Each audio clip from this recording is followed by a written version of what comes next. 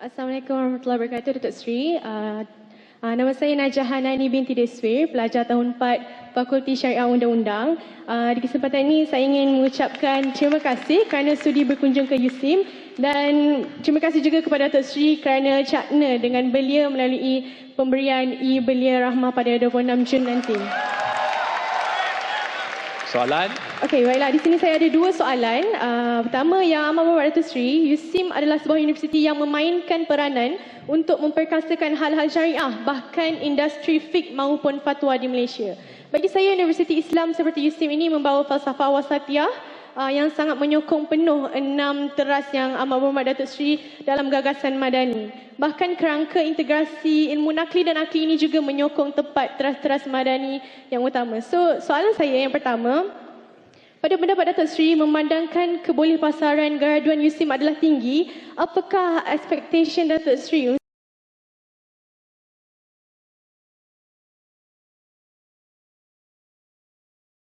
untuk institusi pengajian tinggi Islam dan mahasiswa Muslim yang berteraskan integrasi ilmu nakli dan akli seiring dengan gagasan Madani?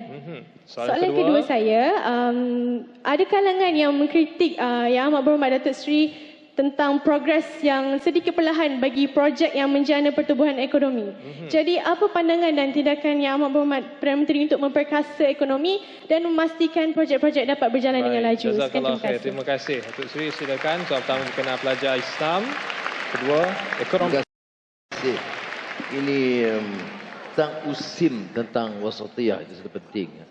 Kita kadang-kadang kita anggap kecil, tapi wasatiyah itu ya, ummatan litakunu syuhada 'alan nas wa yakuna ar-rasulu 'alaikum syahida. Ya. Kalau kupasan Syekh Yusuf Al-Qaradawi, ada satu marah pula adik saya, dia kata Syekh Al-Qaradawi ini pun satu masalah, dengarlah pandangan, setuju bab ini, tak setuju bab ini, tapi jangan ada pelekeh orang yang tak sama kita. Saya baca itu memang viral sekarang. Ini pun problem kita, iaitu tidak ada sikap tersamu, toleransi kurang sangat. Jadi kita kena cuba bawa perubahan itu sikit. Ya. Baik, tetapi yang saya menarik tentang wasatiyah, dan saya percaya soal ada hubungan dengan nakli-akli ini, iaitu bila wasatiyah yang dikupas, yang menarik perhatian saya oleh Syekh marhum Yusuf Al-Qaradawi, ialah kerana dia melebarkan soalan itu. Ada seorang lagi kupas, ahli Jummah baru ni, dia kepada tambahan, saya nak dengar dia. Dia kata wasatiyah ini bukan sederhana, maknanya balance 50-50, tak. Dia seolah-olah kita naik mendaki bukit, ya. Falah tahamal aqabah wa ma adraka mal aqabah, fakku raqabah itu. Dia kata seolah-olah kita mendaki bukit, kemuncaknya, kemudian ada penurunannya. Wasatiyah itu di situ. Kan hebat tafsirannya itu. Jadi wasatiyah itu menjamin keseimbangan, maintain some sort of an equilibrium in society, in politics, in economics, in culture and the arts, but all triggered towards as an excellence, not mediocrity, not an average performance. Jadi sebab itu bila dalam wasatiyah itu, barulah umat wasatiyah litakunu syuhada 'alan nas, baru boleh jadi contoh kepada manusia lain. Kalau wasatiyah itu dalam arti kata mediocrity, dia tidak jadi contoh. Contoh itu excellence. Excellence kalau dalam kerajaan, dalam governance, mana satu contoh pentadbiran dan governance yang baik. Jadi saya akui bahawa saya tidak teliti betul-betul mendalam tentang program USIM. InsyaAllah selepas ini Naib Chancellor akan bagi full report kepada saya.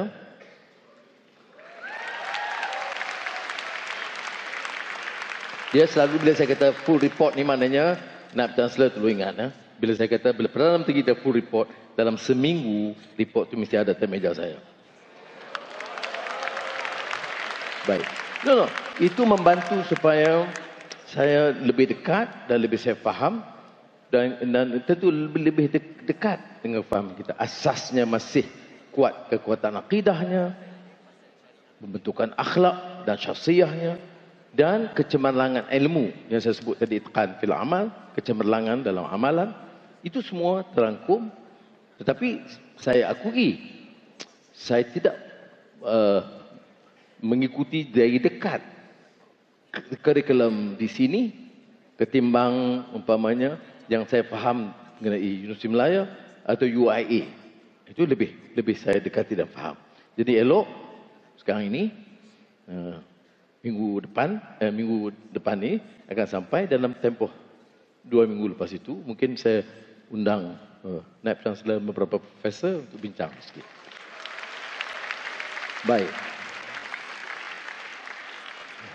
Dan peran tentu dan madani dari segi itu sebenarnya. Walaupun ada orang kritik kata tak Islam lah apa semua. Ini madani sekarang kekuatan dia apa? Sebab kita tekankan soal values, nilai. Ini kawan-kawan kita yang bukan Islam pun boleh terima. Tapi kalau kita katakan ini hanya mesti Islam yang mendasari dan mesti ikut syariah. Jadi dia tak maulah. Ini soal pendekatan. Sebab itu kita katakan apa dia kemapanan. Sustainability. Itu soal justice. Apa dia ihsan. Apa dia rahmah. Apa dia amanah. Jadi kita terang supaya penting bagi pihak pendekatan masyarakat Islam, tapi yang juga yang boleh disertai oleh masyarakat bukan Islam. Ya. Tetapi kita tidak kompromi soal nilai umpamanya. Bagi saya sangat penting nilai.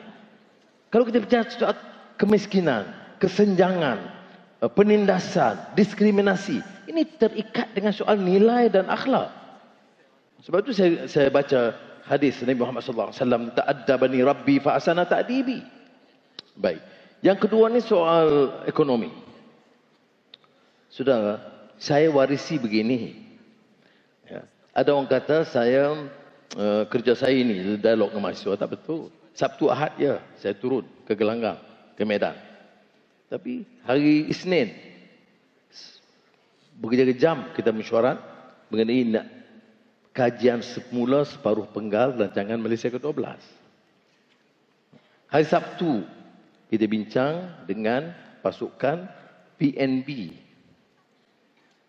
yang tentang ekonomi Bumi Putra. Hari Rabu kita ada Jumaah Menteri pasca kabinet belah petang. Hari Khamis Khazanah. Khazanah ini satu badan kerajaan yang memantau dan menjalankan beberapa aktiviti ekonomi. Jadi saudara, itu kerja kita, tapi bukan saya nak pertahankan ke saya dia buat kerja, ramai lain yang buat kerja, setengah orang kerja lebih rajin daripada saya. Tetapi yang saya nak terangkan, itu tumpuan kita. Baik, apa hasilnya? Pelaburan 71 bilion suku tahun pertama, tahun 2023. Di antara yang tinggi. Pertumbuhan paling tinggi di rantau. Tinggi daripada Indonesia, Singapura dan negara China. 56%. Ya. Ini yang kita catat. Apakah membanggakan? Ya, satu permulaan. Ya. Kita ambil alih November.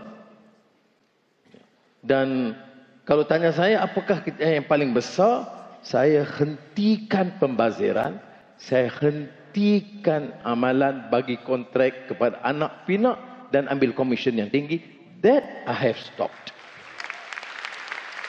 Ya. Baik, kemudian selain daripada saya ke luar, Menteri MITI Tunku Zafrul, semalam Anthony Loke mau balik pada Hong Kong, itu kerja mereka untuk mencari pelaburan baru. Ya. Dia dua, satu pelaburan luar negara, satu pelaburan domestik yang sebenarnya lembab sekian lama. Kalau saya nak bawa analisis, dia panggil, bagaimana kita nak analyse 10 tahun ekonomi ini? Dia kata, kita buat analisa berdasarkan Sustainable Economic Development Assessment, SEDA, SEDA, Economy, Education, Health, dan general progress. Kalau kita tengok 20 tahun yang lalu ni, Indonesia naik, Vietnam naik, saya tak bawa hari ni, selalu ada slide itu. Singapura tentunya, China, yang menariknya Vietnam baru. Dulu dia kalah dengan kita. Semua naik. Malaysia 20 tahun itu dari segi real terms of economic assessment, dia panggil Sustainable Economic Development Assessment, SEDA. Dia mendatar. Tukar beberapa kerajaan dah. Tukar beberapa Perdana Menteri dah. Dia mendatar. Jadi kita ada serious problem dalam negara kita. Jadi sebab itu saya katakan kepada rakan-rakan dalam Jemaah Menteri, mesti kita anjak. Pertama, bagi confidence. This government is united, strong, stable, and insyaAllah will govern for 5 years. Itu satu. Kedua, dia ada clarity in economic policies. We shall provide whatever incentives necessary and establish priorities, digital technology, food technology, SMEs, which is necessary to resuscitate the economy. Jadi ini yang kita tumpukan. First quarter, Alhamdulillah. April, Mei dia problem sikit sebab saya lihat seluruh perdagangan dunia mulai merosot. Ada kesan sedikit. Ya. Jadi sekarang ini yang kita tumpu supaya penambahan. Alhamdulillah, kalau saya kata ini Amazon masuk in a big way. Proton Geely bangunkan a new automobile city di Tanjung Malim. Rongshan, satu petrokimia terbesar di dunia, masuk ke Johor. Dan kita provide umpamanya satu enclave di Johor yang dia panggil macam finance enclave, di mana pelabur, terutama eksekutif, boleh duduk dengan beberapa kemudahan untuk bangunkan selatan. Tetapi projek kita juga tentu harus jaga supaya jangan ada kawasan-kawasan sangat ketinggalan. Yang menarik yang saya harus sebut di sini, ada orang Sarawak. Okey. Sarawak ini saya salute, di antara negeri yang paling tangkas dalam membuat rencana mendepani isu digital, isu EV, electronic vehicle, isu hidrogen. Itu Sarawak jauh ke depan. Dia itu cara dia buat kerja, dia bincang. Saya kata okey. Dia kata dia nak buat airline baru Sabah. Saya bincang dengan Teluk, okey, jalan, bincang dengan elok, tengok syarat, okey, putuskan dalam kabinet. Itulah cara dia. Janganlah dia menteri besar bergaduh aja, macam mana nak bincang elok. Saya pergi ke Kelantan, Datuk Mat Yaakob terkawan lama zaman Abim lagi. Dan dia baik, dia gunding, telefon saya, dia tanya, Anwar gini-gini. Saya tahu dia pas. Dia tak sokong saya. Saya pun tak sokong dia. Tapi itu bukan jangan jadi penyebab kita bermusuh. Jadi dia bercakap dengan baik. Jadi saya tengok banjir masalah di Kelantan. Bukan sebab PAS, memang masalah dia. Tapi memang lembab sikit dululah. Jadi bila kita selamatkan 1.8 bilion ringgit wang Jabatan Banjir yang dibuat dulu tanpa tender proses betul-betul, saya jimatkan berapa? 1.8 bilion. Saya buat apa? Sampai 900 juta pergi ke Johor sebab banjir kota tinggi. Hampir 1 bilion pergi ke Kelantan yang tidak termasuk dalam rancangan lama, di rancangan baru. Jadi saya tidak prasangka kepada parti kerajaan negeri yang jadi pembangkang. Jadi kalau kata saya prasangka fitnah, Datuk Mat Yaakob tahu. Jadi dia gunding dengan baik. Tanya projek mana. Kemudian baru ni dia kata dia masjid kampung dia. Saya pergi. Saya kata okeylah saya pergi.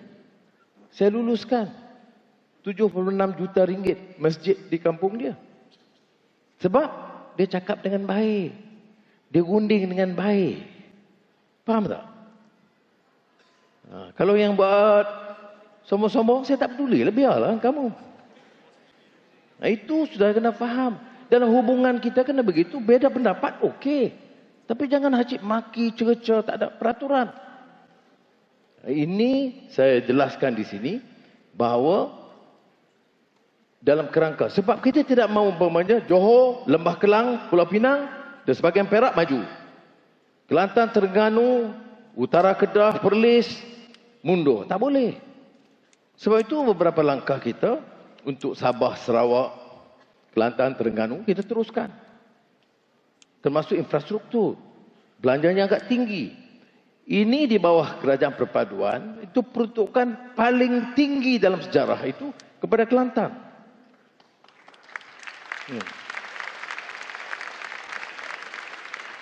Orang kata, belum tentu kita menang. Tapi ada beberapa pertimbangan kata, banjir. Kena tolong, kena air bersih. Kelantan tak ada masalah air ke? Ada. Jadi saya pergi minggu lalu, saya luluskan segera 500 juta ringgit untuk air bersih di Kelantan. Jadi untuk jawab soalan yang anak anda tanya tadi, saya katakan ini program-program ekonomi yang telah kita umumkan tentang beberapa strategi. Tetapi yang penting ialah untuk percepatkan pelaksanaan projek itu. You see, dia ada problem. Saya strict. Saya tak mau pakai ni, come. Bubuh anak saya dalam syarikat, bagi dia 30%, aku bagi kontrak. Ini berlaku, saudara. Ini bukan fitnah. Saya boleh bagi puluhan projek begitu rupa. Ini kena berhenti. Jadi oleh kerana kita strict, kadang-kadang terlambat sangat. Jadi saya kata, saya boleh cepatkan proses itu. Bagaimana kita cepatkan proses itu? Kita buat selected tender. Dan transparent.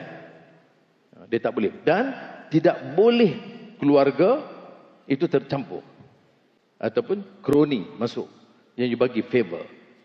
Dan insyaAllah kita akan percepatkan proses-proses pemain tempatan banjir, air bersih dan beberapa infrastruktur. Seperti mana Perlis, seperti besar, bagi tahu dia memang ada masalah sebab tak cukup pendapatan negeri Perlis untuk bayar gaji pun. Jadi saya pastikan jangan ada masalah di situ. Parti boleh berbeza, tetapi kita boleh luluskan. Jadi saya luluskan. Beberapa projek mendesak pun saya luluskan. Cuma dengan Kedah belum.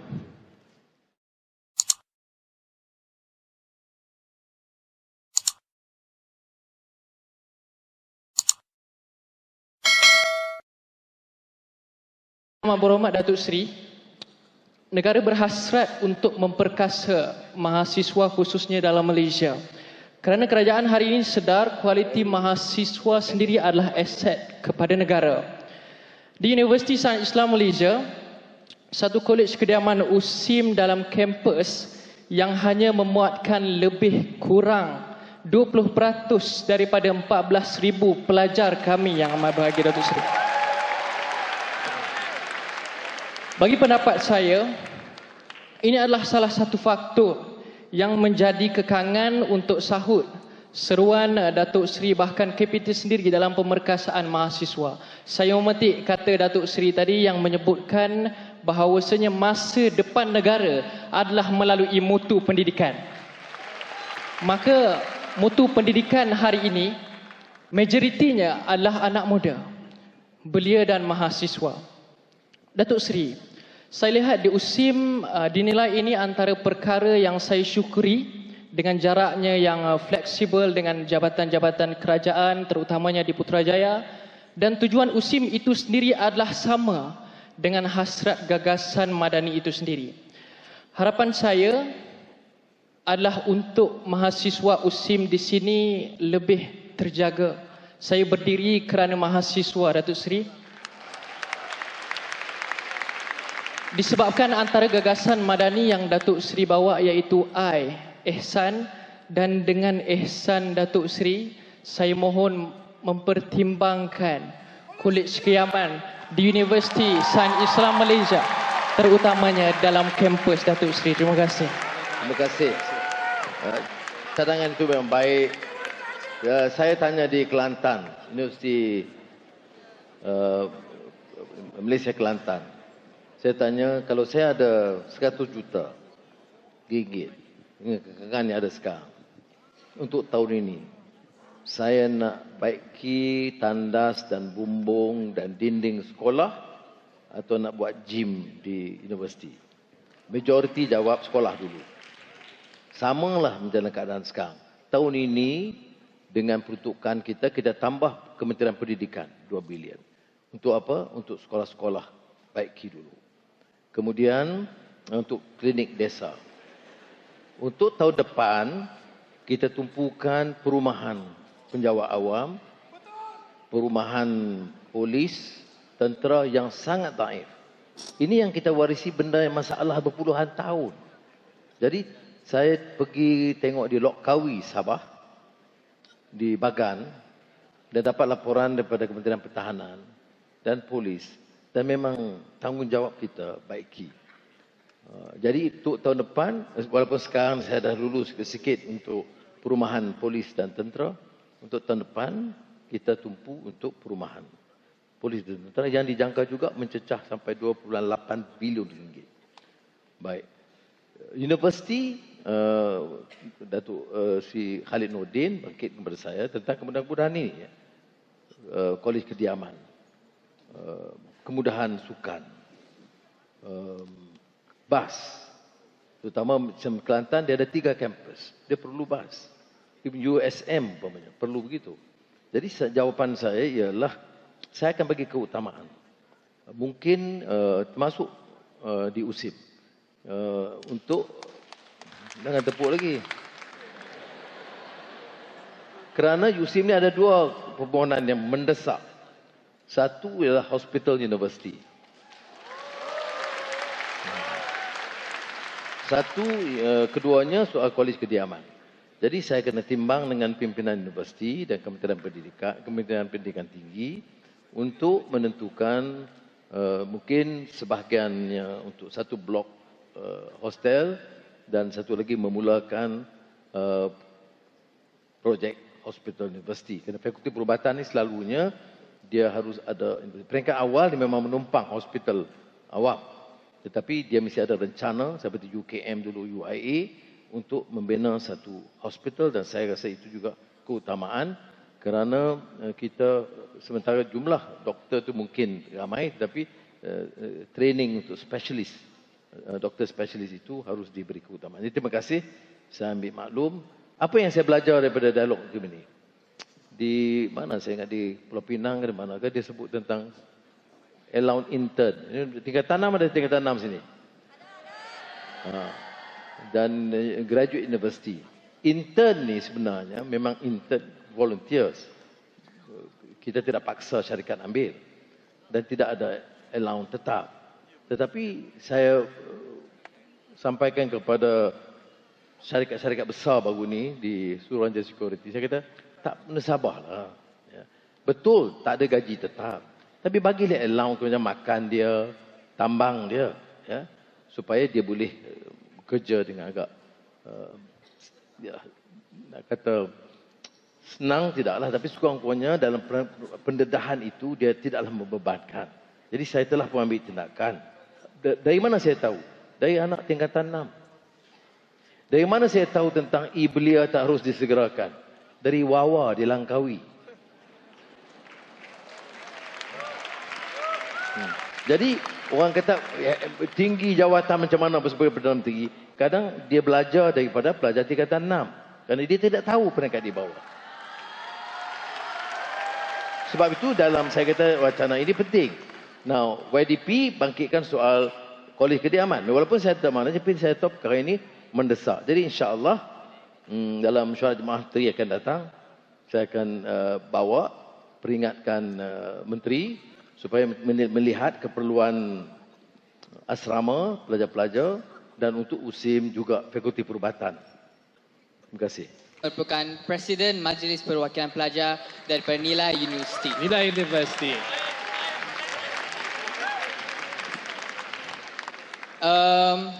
Soalan semua tentang pelajar. Kerana dekat sini setiap seorang adalah pelajar tersendiri. Soalan saya akan bukan tentang sekarang tetapi masa hadapan untuk setiap pelajar yang berada di sekarang ini. I am here standing behalf not for the Nilai University but each of the students that I'll be asking on the graduation, what will they doing after they graduate? We can't deny that Malaysia government have provide opportunities to every student in education platform. It doesn't matter on diploma, degrees or any kind of education level, we are at the top of the world. But the question remains, what happens once they graduate? On 2021, the graduation rate was higher compared to those who continue to work. The question, be clear. The question is, mengapakah kadar pengangguran semakin menaik? Is it? Sekarang kadar pengangguran bukan 3.8? 3.8 tetapi ia hanya selepas MCO. MCO telah mengakibatkan kebanyakan pelajar terganggu dan sampai sekarang mereka tidak mendapat jawapannya. So persoalan dibangkitkan ialah Peluang pekerjaan. Peluang pekerjaan untuk setiap pelajar. Sebut begitu jelas. Okey, jawapannya gini. Fakta ya. Fakta dia, kadar pengangguran memang menurun. Tetapi tidak bermakna masalah pengangguran selesai. Masalah pengangguran masih ada. Terutama yang disebut pengangguran di kalangan siswaza atau lulusan diploma. Nah, apa penyelesaiannya? Ini kerajaan itu harus mencari jalan mendapat pelaburan. Umpamanya saya sebut dia Geely. Immediately dia perlu 4,000 pekerja. Ya? Atau Rongshan. Ataupun Amazon Web Service. Ya? Dan dalam pertemuan kita dengan Khazanah dan juga PNB dan Petronas, kita minta supaya diberi sedikit juga latihan tambahan kerana mengikut Elon Musk, Amazon dan Geely, dia kata kita ada engineers dan diploma dan tibet yang baik, cuma peringkat tertinggi kemahiran itu nampak ada masih kekurangan. Ya. Jadi kita kena persiapkan juga kerana data center sekarang banyak. Di Johor, di Cyber City, ada data center. Data center memerlukan IT graduates yang ada specialization yang lebih daripada apa yang disediakan. Jadi saya dah bincang dengan Dr. Sri Khalid untuk bincang universities to find out apa yang diperlukan oleh syarikat ini. Jadi walaupun saya setuju dengan kegesaan saudara, kita cari jalan, tapi dia tidak jalan mudah. Pelaburan kena masuk. Kerajaan mesti stable, dasar mesti jelas, pelaburan kena masuk lebih laju daripada yang sekarang untuk mengurangkan tekanan pada masalah pengangguran ataupun underemployment. Okey? Arigatou gozaimasu. baik, terima kasih. Dari pelajar tingkatan 6 dari sekolah SMK Tunku Ampuan Dura, saya ingin bertanya dua soalan kepada Dato' Seri. Sebelum itu, saya mohon maaf soalan saya sedikit lari dari topik perbincangan. Soalan pertama. Soalan saya pertama adalah, adakah Dato' Seri yakin bahawa Malaysia mampu menjadi first world class pada masa hadapan? Dan apakah langkah yang sepatutnya pihak kerajaan dan kami para generasi muda perlu lakukan supaya Malaysia berada selari dengan negara-negara yang maju? Soalan kedua saya adalah, saya pernah terbaca di media online menyatakan bahawa ringgit Malaysia sedikit merosot peratusannya dan ini memberi impak kepada kejatuhan nilai ringgit Malaysia. Apakah tindakan pihak kerajaan dalam memulihkan kembali nilai mata wang negara? Terima kasih. Baik, terima kasih. Wah, saya bangga dengan Adriana ni. Tingkatan 6 pun hanya soalan begitu kemas.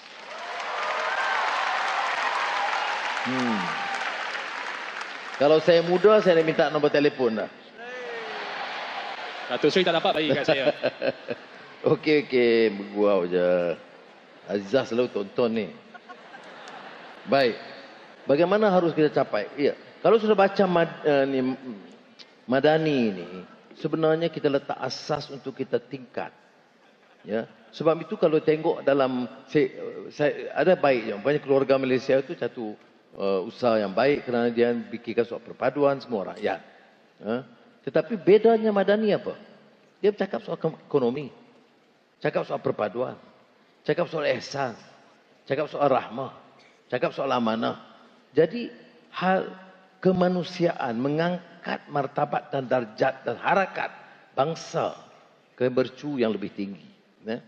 Kalau sudah kata first world, ya dalam satu aspek. Tapi kita nak first world kita lain. Kerana kita manusia yang manusiawi, yang karamah insaniyah. Jadi tingkat itu, kefahaman kita tu lebih daripada pahaman biasa. Selalu baik. Jadi apa yang kita harus lakukan? Kita mahu universiti menjadi pusat kecemerlangan ilmu. Kita mahu mahasiswa dapat latihan dengan syakhsiah yang agak berbeza. Elemen, saya katakan tadi, elemen sedar dalam masyarakat yang boleh membawa perubahan. Dan kemudian meneroka gedung-gedung ataupun cabang-cabang ilmu baru. Seperti kita tahu sekarang ini, digital technology, AI, Internet of Things, itu harus cepat menjangkau. Dan pimpinan universiti dan profesor juga tahu bahawa kurikulum itu kalau di bidang-bidang ini dia mesti rombak cepat. Dia tak boleh tunggu the conventional board of studies. Tunggu 2 tahun kajian, bawa senate, tak boleh kita. Jadi adalah beberapa bidang mencabar di mana perubahan itu harus cepat dan pantas. Dan saya selepas saya keluar dari Sungai Buloh istirahat beberapa tahun, saya ke Oxford, St. Anthony's. Lepas tu saya mengajar di Georgetown University, Washington DC. Dan saya lihat memang the dynamism itu dan the speed in education reform itu begitu sekali kerana mereka itu cepat mendepani. Dan profesor dan itu diberikan banyak agak wewenang untuk menentukan perubahan-perubahan tanpa pendekatan dan saluran biasa. Ini nak menuju kecemerlangan. Kemudian kita kena cuba dapatkan latihan dengan industri supaya kalau bidang engineering dan teknologi dan IT tidak ada mismatch.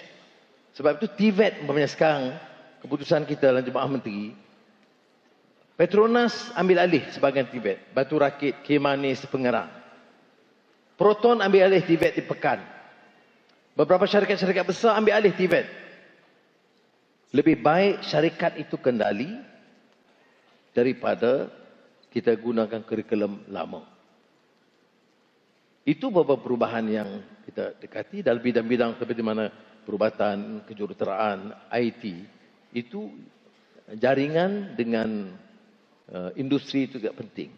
Itu untuk mampu memacu. Tetapi kalau dari sudut ekonomi, dia tak boleh lagi daripada pelaburan domestik, pelaburan asing. Itu tak boleh lagi. Sebab keupayaan negara dengan kapasiti dalaman untuk mengangkat itu cukup terbatas. Sebutlah bidang-bidang baru, kita ada masalah. Tetapi kekuatan kita apa? Saya jumpa pelabur-pelabur, semua menyatakan bahawa tenaga mahir dari Malaysia ini memang luar biasa baik mutu dia. Jurutera, doktor, nurses, itu semua orang bangga dengan keupayaan kita. Yang perlu adalah bagi universiti dan kerajaan menentukan bahawa kapasiti itu terus meningkat supaya dia akan tidak diambil sebagai jurutera biasa. Geely yang buat proton tu, untuk jurutera dia kata Malaysian engineers, Malays or Chinese or Indians or regardless, to him is about the best. Tetapi kata dia kena ada added training and exposure and specialization kerana di top bracket of engineering tu nampak lacking sebab tidak ada sinergi dan ada mismatch dengan industri. Itu satu bab yang sudah tanya. Yang kedua ringgit. Isi Malaysia ini luar biasa. Negeri yang jatuh ringgit ini atau jatuh currency nilai mata wang ini, pertumbuhan ekonomi jatuh, pelaburan jatuh. Kita pelaburan naik, pertumbuhan naik. Ya. Tetapi ringgit ini perkiraan sekarang ini termasuk kerana kadar faedah negara kita terlalu rendah. Jadi kalau saya ada 1 juta ringgit, saya nak masuk di bank. Saya ada pilihan di antara Malaysia, Singapura dengan Indonesia. Indonesia kadar faedah lebih tinggi. Singapura lebih tinggi. Jadi saya pilih untuk simpan di luar. Itu problem kita sekarang. Kalau kita naikkan kadar faedah terlalu tinggi, dia bebankan syarikat-syarikat kecil dan sederhana. Dan orang-orang pinjam di peringkat bawah.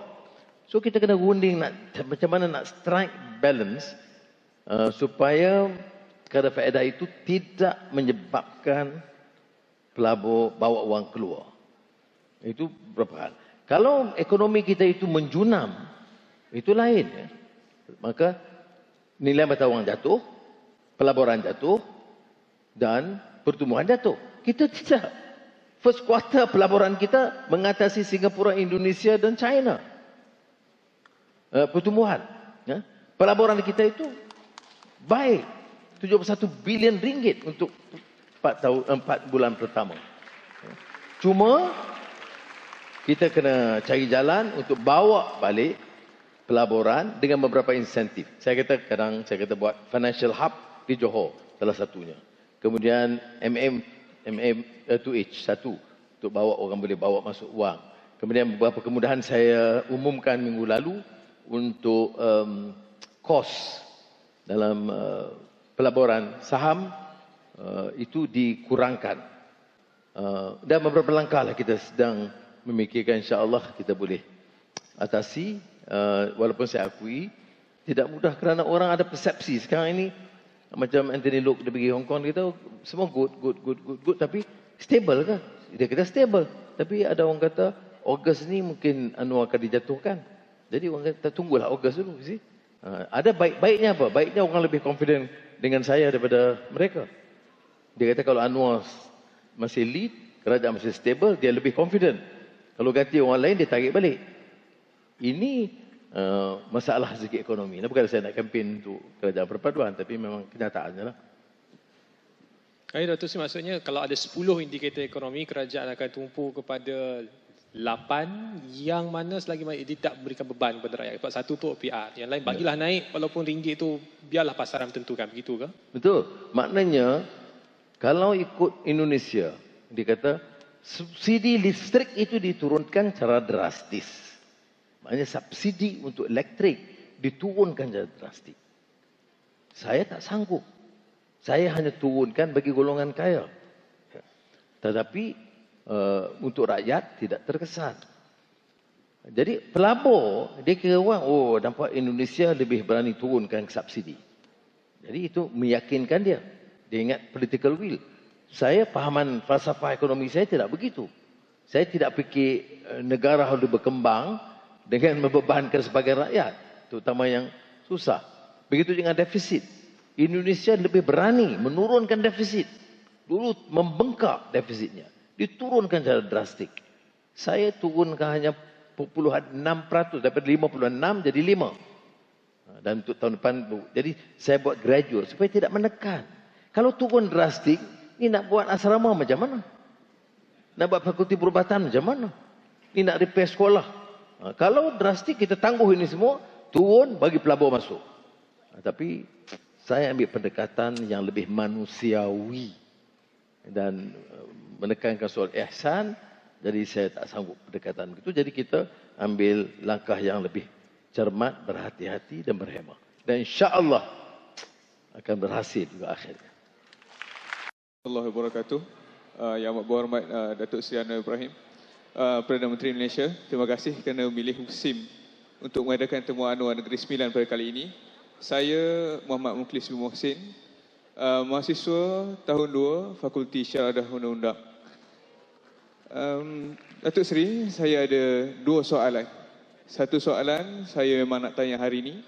Dan satu soalan saya dah simpan daripada program Madani di UKM itu. Baik, soalan pertamanya. Okey, jadi soalan yang pertama. Kita tengok untuk belanjawan 2023. Untuk bahagian pendidikan, kita tengok peningkatan yang mendadak. Daripada bajet tak silap saya dalam lebih kurang 70 bilion untuk Kementerian Pendidikan dan juga Kementerian Pendidikan Tinggi. Jadi mungkin Datuk Seri boleh menerangkan kepada kami apa yang akan difokuskan oleh bajet-bajet yang dikeluarkan dalam tahun ini dan tahun-tahun mendatang. Baik, itu soalan pertama. Itu soalan yang pertama. Soalan kedua. Soalan kedua saya mestilah berkaitan dengan JPA. Dan kaitannya adalah lebih kepada USIM secara khusus dan nilai secara umum. Saya ada melihat beberapa dokumen-dokumen lebih kepada sejarah-sejarah penubuhan USIM. USIM kampusnya dibina di Nilai, yang pada ketika itu dirancang sebagai salah satu bandar di bawah lengkuk MSc. Jadi lebih kurang macam yang saya faham, The Greater Lembah Kelang. Jadi nilai ini hidup lebih maju, lebih lancar ekonominya dengan adanya USIM dan adanya mahasiswa USIM, juga beberapa institusi pendidikan. Sebahagian daripada kami menerima elang-elang JPA ataupun MARA. Tetapi kami mendapat package, kalau JPA dapat package B. Dan kalau di kawasan-kawasan yang maju, dapat package A yang lebih banyak jumlahnya. So nak minta naik. Saya tak minta naik. Okey, soalannya apa? Saya minta untuk, adakah Datuk Seri dan Kabinet akan menilai semula? Sebab saya tengok bahagian dalam package A, Sepang termasuk. Kami dengan Sepang sebelah saja. Nilai semula tapi tak mau naik. Saya tapi tak tak tahu ada lah macam mana nak buat tu Seri. Datuk Seri. Baik, dua soalan tadi ya. Terima kasih. Terima kasih. Untuk pendidikan memang kita tambah sebab saya berpendapat latihan dan pendidikan itu memang keutamaan dalam mana-mana belanjawan, mana-mana negara. Sebab jumlah kemasukan universiti juga akan bertambah, jumlah penubuhan universiti atau perkembangan universiti, dan ini juga latihan dan bidang, baru-baru ini ada kontroversi soal bidang kedoktoran farmasi, itu juga kita akan teruskan. Penyelidikan, wang penyelidikan kita peruntukkan, kita akan tambah, dan arahan kita semua universiti yang punya kemahiran dan kepakaran akan bekerjasama dengan institusi pendidikan sains. Sekarang ini dia terpisah. Sekarang ini diwajibkan, katalah di bawah Majlis Sains Negara, kita putuskan untuk bekerjasama. Dan ini bermaksud peningkatan dana untuk pendidikan yang dikendali oleh universiti, tapi harus diselaraskan, ada sinergi dengan institusi sains negara dan sektor swasta. Selainnya macam saya sebut tadi, kemudahan-kemudahan universiti banyak masalah dia. Dia kata kemudahan pengangkutan, kemudahan asrama dan sebagainya. Tetapi kalau tanya keutamaan, saya mula tadi dengan sekolah. Sekolah dari segi kemudahan asas dia, ya, tandas, bilik darjah, makmal sains. Dan sebab itu untuk tahun ini peruntukan tambahan 1.4 bilion itu untuk maksud tersebut.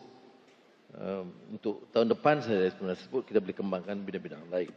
Yang kedua tentang JPA itu kita tambah sedikit, cuma kita juga sebagai kerajaan dalam mesyuarat saya dengan JPA, bila kita putuskan untuk tambah allowance RM100 setiap bulan tempatan dan juga kos yang meningkat di luar, saya juga fikir bahawa ramai yang masih perlu bantuan yang bukan JPA, yang belum, yang ada yang MARA, ada yang JPA, tapi ada yang belum mendapat bantuan. Anak-anak mahasiswa yang kadang hidup susah sikit, dia kata tengah hari bermegi, malam bermegi. Jadi saya dalam membuat keputusan, saya kena fikir ke semuanya. JPA, MARA dan yang belum mendapat bantuan yang secukupnya. Jadi kita baru bagi saya lebih adil. Jadi untuk yang spesifik ini soal saudara, sabarlah sekejap. Biar kita tolong yang lebih daif supaya jangan ada kesenjangan dari segi pendapatan. Okey? Boleh? Setuju? Bismillahirrahmanirrahim. Assalamualaikum warahmatullahi wabarakatuh. Salam sejahtera, salam Malaysia Madani. Nama saya Muhammad Haikal bin Aminuddin, YDP MPP Politeknik Port Dickson dan juga Setiausaha Kerja Majlis Perwakilan Pelajar Politeknik Kebangsaan. Sebagai seorang pelajar kejuruteraan mekanikal automotif di Politeknik Port Dickson, memandangkan Tesla telah membuka kilang yang bertempat di Cyberjaya, ini telah membuktikan industri EV adalah salah satu keperluan dan disambut baik oleh rakyat di Malaysia ini. Sebagai pelajar TVET, saya ingin bertanyakan beberapa soalan serta mengajukan cadangan kepada Datuk Seri tentang... Berapa tu ada berapa? Dua ke? Ha? Saya bagi satu soalan, satu cadangan. Yang lain simpan. Kawan-kawan belakang tanya soalan juga. Okey, Silakan. dua soalan boleh? Habis cadangan tu nak bagi tak bagi? Tak apalah. Tak bagi? Oh, cadangan tak apa. Bagi dua soalan. Ikutlah. Tapi penting dua. Soalan yang pertama, Proton dan Pro 2 adalah industri automotif utama di Malaysia ini. Adakah Proton dan Pro 2 bakal mengeluarkan kereta EV bagi setanding dengan teknologi automotif luar yang telah menghasilkan kereta elektrik di dunia ini seperti BYD, Volvo, Tesla, BMW, Ora dan sebagainya? Yang kedua, apakah usaha kerajaan untuk menambah tempat pengecasan kereta EV di Malaysia? Mungkin di setiap universiti mempunyai sekurang-kurangnya satu tempat pengecasan EV bagi menggalakkan rakyat Malaysia membeli kenderaan EV. Mungkin satu di Politeknik Port Dickson, satu di USIM dan daripada itu boleh terus ke seluruh Malaysia. Itu saja yang. Terima kasih. Kereta tu kena keluar dulu. You buat stesen, kereta belum ada. Tapi memang kita putuskan, bukan saja Tesla, tapi Proton dia peringkat awal ni kereta hybrid. Sebahagiannya pakai bateri, sebahagiannya minyak. Dia cuba nak hasilkan, dia panggil hybrid peringkat awal. Sebab kalau you pakai bateri, kalau duduk di sekitar Lembah Kelang atau Negeri Sembilan, okey, dia balik cuti raya Kelantan, minyak habis kat Lipis. Itu umpamanya peringkat awal ya. Tetapi saya setuju dengan kesan saudara bahawa EV ini penting. Tapi sekarang ni hidrogen. Dia ada tahap dia. Baru-baru ni sebenarnya sudah tahu Premier Sarawak Abang Jo dia naik pesawat pergi ke Langkawi masa 5 guna fuel hidrogen. Ya, dari Langkawi, dari Kuching ke Langkawi dan balik. Jadi kita sampai ke tahap itu. Jadi minyak, EV, hidrogen. Saya setuju dengan kesan saudara, tapi sebaik saja ada pengeluaran EV yang banyak, maka kesediaan dari segi bateri itu atau stesen dia panggil itu akan diperbanyakkan. Dan itu universiti ni untuk pensyarah je lah. Mahasiswa tak ramai ada kenderaan motor. Tapi saya nak sebut di sini itu dipanggil energy transition. Hari Isnin Petronas akan adakan satu persidangan internasional yang besar. Dan di situ saya akan memberikan beberapa gagasan utama tentang dasar kita mengenai transisi tenaga di Malaysia. Termasuk soal EV yang sudah cadangkan. Terima kasih. Saya Chua Hong, pelajar tingkatan 6 dari SMK Tuanku Muhammad Kuala Pilah. Baik. Saya ada dua soalan yang ingin diajukan kepada Dato' Seri. Baik. Yang pertama, bolehkah tingkatan 6 menjalankan sistem semester sepenuhnya seperti matrikulasi atau IPTA? Dan yang kedua, ada tak perancangan untuk membina kolej tingkatan 6 yang mempunyai prasarana yang lengkap selaras dengan pemekasaan tingkatan 6. Sekian, terima kasih. Terima kasih. Satu lagi di belah sana. Ada. Terus ambil mic, terus tanyakan soalan. Saya nampak itu yang dia berdiri. Pantas. Siapa dia? Mic.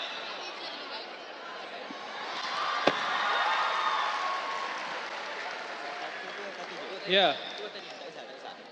Okey, nama saya Jap. Kat mana tu? Saya nak belah sana. Ya, sila. Nama saya Muhammad Muiz daripada Sekolah Tuanku Abdul Rahman Gemas. Saya adalah pelajar tingkatan 6. Mula-mula saya nak berterima kasihlah kepada Yang Amat Berhormat Datuk Seri kerana memberikan peluang. Ya. Saya ada 2 soalan. Soalan pertama saya, kita dapat ramai lepasan daripada STPM dan SPM yang terus pergi bekerja dan tidak melanjutkan pelajaran ke universiti dan sebagainya. Ya.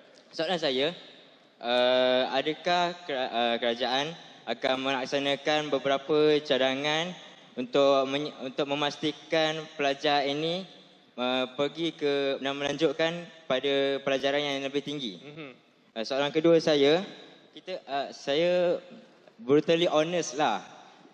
Kita dapat melihat pelajaran dekat STPM ataupun pelajaran tingkatan ni kebaikannya tidak menyediakan murid-murid menjadi seorang yang pemimpin yang berjaya, berilmu dan sebagainya. Soalan saya, adakah kerajaan ataupun KPM akan menyediakan pelajaran untuk menyediakan murid-murid ini membangunkan dan menjadikan pemimpin yang berjaya kepada negara? Baik. Itu saja. Sebelum tu, nak tanya, SPM, STPM tak nak sambung belajar sebab apa ya? Kau boleh kongsikan? Kita boleh dapat sebab kosnya yang mahal. Kos yang mahal. Lepas tu dia nak menyara keluarga. Menyara keluarga.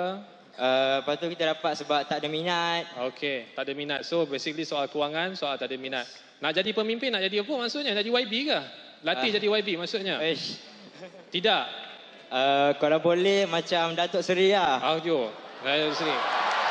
Nak jadi Datuk Seri, kena masuk persatuan belajar. Terima kasih. InsyaAllah, insyaAllah. Baik. Di beberapa dialog dengan tingkatan 6, ada yang mengeluh dan mengusulkan supaya saya bawa ke Kementerian Pendidikan, Fadlina, Menteri Pendidikan, supaya tingkatan 6 itu dilayan tidak sebagai mengikut sekolah, ya, budaya, suasananya itu, ya. Saya cenderung setuju ke situ sebab saya pun ikuti tingkatan 6. Masa saya tingkatan 6 Malay College itu, dia blok pemberasingan, peraturan pemberasingan, budaya pun agak berasingan. Dia tak sama dengan sekolah. Jadi ada cadangan supaya tak semestinya dia di college yang berasingan. Kalau pun sebagian bersekolah, tetapi dia jangan terikat dengan peraturan sekolah. Dia bagi sedikit kelonggaran, ya. Baik. InsyaAllah kalau saya terlupa, nanti Delok akan ingatkan saya, beritahu supaya berikan beberapa, kerana dia sebenarnya post secondary school, ya. Tingkatan 6 itu macam matrikulasi ataupun ya dia tidak anggap sekolah, dia anggap pasca sekolah. Sekolah itu berakhir tingkatan 5. Jadi tingkatan 6 itu kita kena tentukan kaedah supaya cara guru melayani dan juga suasana itu diberi lebih banyak ruang untuk mereka lebih bebas, lebih boleh berinteraksi, tidak seperti mana kurikulum atau peraturan di sekolah. InsyaAllah saya akan tentukan ini berlaku. Dan sebab itu kalau cadangan soal sama ada semester itu saya tidak ada kemahiran khusus itu. Saya ingat lebih baik dibincang dengan guru-guru dan ibu bapa dan pakar-pakar pendidikan, apakah sistem itu harus tukar atau tidak. Tapi yang penting bagi saya tingkatan 6, dua-dua soalan ini, iaitu supaya environment itu, persekitaran itu harus berubah sedikit supaya orang tahu tingkatan 6 itu tidak sama dengan sekolah. Itu pertama. Keduanya tentang peluang pekerjaan, tentang setengah itu memilih pekerjaan. Baru-baru ini tadi yang saya sebut 30,000 tidak menduduki peperiksaan atau terjeci awal. Menteri Pendidikan telah mengarahkan supaya dikenal pasti semuanya, ditanya apakah mau masuk ambil SPM yang kita akan bantu ataupun kita sediakan TVET dan sebagainya supaya dia ada peluang pekerjaan. Tetapi benar Muiz, ya, masalahnya juga masalah kemiskinan. Ada orang yang ditekan, tertekan hidup dia. Semasa saya di Sungai Buloh, saya ketemu salah seorang warden yang jaga. Dia kata dia sudah lalui 3 semester di UiTM, tapi dia terpaksa berhenti untuk menyara keluarganya dan bekerja sebagai warden. Itu soal liku-liku hidup kadang-kadang orang terpaksa hadapi. Tapi yang penting bagi saya, kalaupun peringkat sementara ini begitu, dia tidak menghalang saudara untuk meneruskan kemudian. Setengah orang dipilih seperti mana dasar sekarang. Dulu kalau pelajar JPA itu kerajaan, beasiswa kerajaan, dia tidak diizin dia keluar New York atau mana-mana universiti barat, dia tidak diizin bekerja di luar, di misi balik. Tapi saya berbeza pendapat. Saya rasa kadang-kadang pendedahan awal itu penting. Kita boleh bagi 3 tahun atau 5 tahun. Dia dapat pendedahan, dia kerja di Bank of America, ke Merrill Lynch, ke Goldman Sachs. Kemudian dia balik dengan pengalaman itu. Jadi itu beberapa penyesuaian yang kita lakukan. Begitu juga anak-anak. Kalau dia terpaksa bekerja sekalipun kena setengah ataupun dia kata no, I want a break, I want to work, saya tak mau study, saya nak break.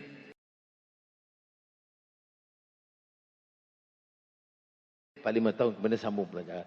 Itu boleh. Yang penting bagi negara ialah mesti bagi kelonggaran supaya ruang kepada pelajar, kemudahan itu diberikan. Ini bagi saya penting. Seperti mana yang ditanya tentang kos pendidikan universiti. Kau tanya saya pribadi, maknanya falsafah pendidikan saya. Kalau pendapat saya, satu negara itu harus cari jalan dan kaedah supaya pelajar dari sekolah rendah atau tadika sampai universiti itu harus ditanggung oleh pemerintah. Melainkan yang kaya pergi swasta. Tapi yang lain itu macam rawatan di hospital harus menjadi tanggungan.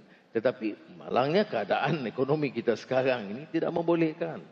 Jadi kita cuba kurangkan kos sedaya upaya dan berikan ruang. Kalaupun tertangguh 1-2 tahun, macam ini, dia terlepas, tak boleh ambil SPM.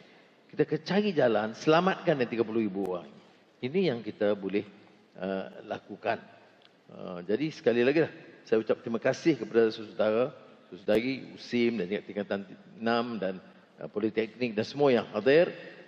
Saya juga turut belajar daripada pengalaman saudara. Cadangan-cadangan yang baik saya boleh pertimbangkan. Dan belum pernah yang saya tahu berlaku lah. Pelajar tingkatan 6, universiti, daripada USIM, boleh bagi pandangan dan saya boleh bawa pandangan ini terus. Hari Rabu ada jemaah menteri, saya bawa terus ke mesyuarat jemaah menteri. Kadang bila mesyuarat jemaah menteri itu saya ada nota. Saya mulakan dengan beberapa hal yang saya rasa penting. Yang saya dengar, yang saya baca, atau pertemuan dengan pelabur, atau perbincangan dengan pemimpin negara luar. Jadi ada hal-hal yang kita teliti. Umpamanya dalam ekonomi, kita sekarang ekspor bahan-bahan mentah. Ada negara tak ekspor bahan mentah. Proses dulu. Jadi bila proses dulu, hasilnya, pekerjaannya, hasil negara itu meningkat. Itu beberapa dasar yang perubahan yang kita buat sekarang. Kemudian soal intern. Intern tu cadangan budak, pelajar tingkatan 6. Dan cadangan dia itu saya bawa, tentu sebut pada jemaah menteri, tapi saya bawa ke sidang penting anjuran Suruhanjaya Security Malaysia. Dan saya sebut di depan semua pengurus-pengurus besar, syarikat-syarikat besar, Bank, Security Commission, mengatakan, look, saya dengar daripada seorang anak muda umur 17-18 tahun, tapi cadangan dia baik, iaitu sistem itu mesti adil. Dia tidak minta gaji ribu-ribu, dia minta sekurang-kurangnya kos perjalanan dan makan minum sementara dia kerja, walaupun dia tahu dia intern. Jadi saya tengok semua pengurus besar, Tan Sri, Datuk semua tepuk tangan. Lepas dia tepuk tu kita kena cek dia buat ke tidak. Tapi cadangan siapa? Cadangan anak tingkatan 6. Ya. Kemudian macam tadi, kemudian saya pergi satu universiti lagi di masalah bas. Bas untuk sebuah universiti terus dia dapat kumpul seorang profesional yang berjaya, dia kumpul kawan-kawan dia, dia beli bas satu untuk sebuah universiti. Untuk yang lain tu kita kena ambil perhatian kerana ini satu keperluan. Dia tak ada kenderaan. Dan kampus 2-3 sekeliling. Kalau masa saya di Universiti Melaya itu paling jauh jalan di antara kuliah ke fakulti lain, ekonomi ke sastra ke dewan, itu 10 minit, 15 minit. Itu okey lah. Berjalan tu lah orang muda, berjalan kiri kanan tu, kawan-kawan faham lah. Jadi happy lah. Tapi kalau jauh betul, perlu. Itu pun cadangan dari anak universiti.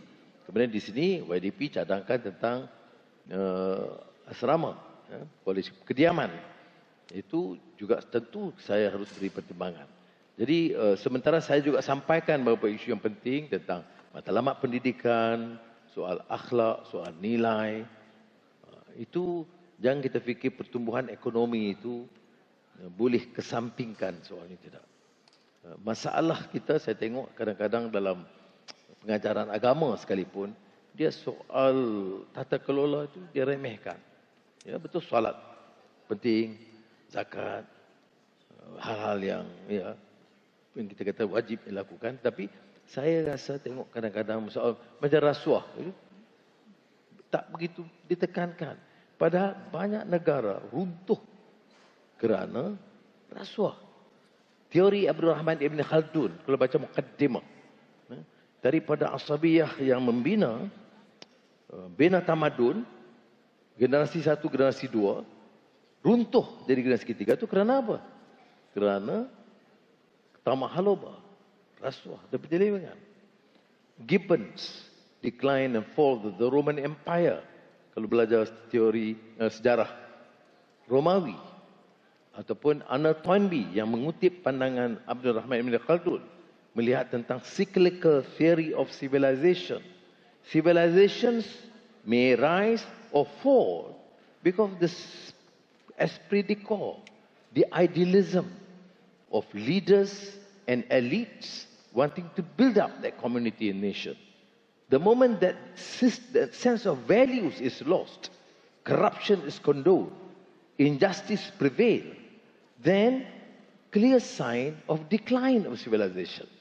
Bagi saya ini relevannya bila kita sebut nilai Islam itu sendiri, iaitu untuk mengangkat semula, menggilap idealism. Dan sebab itu anak-anak muda, mahasiswa, pelajar harus ingat bahawa kita belajar tapi yang kita nak tekankan ialah nilai. Tentang apa dia ma'ruf, apa dia ada hak. Untuk memastikan ada perubahan, islah mastata'tu ini, yang lebih baik untuk kita. Jadi sementara kita terus tumpu, kita kena tahu dengan tanggungjawab kita. Dan ini bagi saya, Madani, tentang kemampanan yang kita sebut, persekitaran. Kalau tidak, kita sebut wasatiyah. Bagaimana wasatiyah? Umatan wasata, tapi Bukit Bukau digondolkan. Balak habis, banjir berlaku. Itu bukan wasatiyah. Wasatiyah itu keseimbangan iman dan ilmu, akal dan kalbu, duniawi dan ukhrawi. Ya. Man and nature, manusia dan persekitarannya. Jadi tidak boleh kita hilangkan that sense of equilibrium, keseimbangan yang menjamin keharmonian sistem. Itu bagi saya, kalau saya faham, tentang wasatiyah. Jadi sementara kita boleh gunakan slogan, tetapi memaknai slogan itu yang cabarannya. Lima taqulu ma la taf'alun.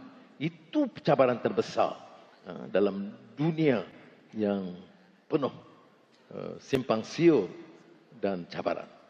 Jadi sekali lagi pada anak-anak, terima kasih banyak. Jazakumullah khairan kathiran. Assalamualaikum warahmatullahi wabarakatuh.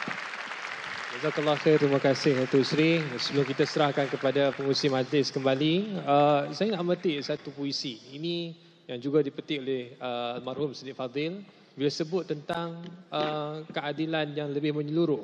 Kerana dikisahkan tentang Pak Utih. Pak Utih punya 5 anak, teratak tua dan sebidang tanah rumah.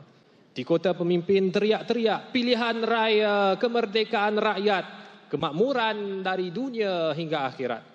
Dan setiap pagi Pak Utih menimang cucunya dan dia sering menyanyikan lagu timang tinggi-tinggi sampai cucur atap, belum tumbuh tinggi gigi sudah pandai baca kitab. Tapi tak tahulah apa yang merungsingkan dan hampanya Pak Utih ini kerana hidup berpuluh tahun, tanah tergadai, tetapi pemimpin silih berganti, nasib tidak berubah. Satu hari Pak Utih yang punya 10 cucu, ditimangnya tiap pagi, dinyanyikannya lagu. Diubah lagu asalnya menjadi timang tinggi-tinggi, dapur tak berasap, bila besar nanti duduk dalam dokap. Kerana kecewanya dia dengan pemimpin yang tidak membawa perubahan dalam negara. Dan kita mengharapkan supaya adanya harapan, mahasiswa sudah bersuara, anak muda sudah bersuara, Perdana Menteri juga bawakan ini dalam kabinet, dan kita mengharapkan itu ada masa depan lebih baik untuk negara kita. Sekali lagi terima kasih Datuk Seri Anwar Ibrahim. Malaysia! Malaysia! Saya serahkan kembali pada pengurusi majlis.